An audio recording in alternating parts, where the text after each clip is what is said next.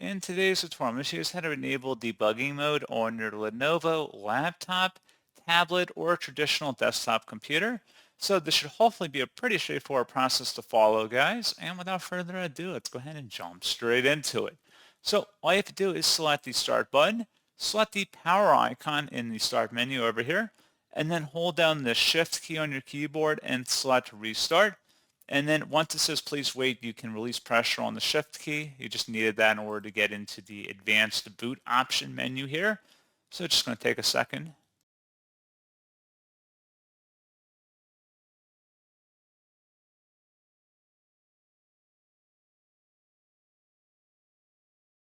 And now on this page, select troubleshoot, reset your PC or see advanced options, and then select advanced options. Select startup settings, change Windows startup behavior, and then select restart.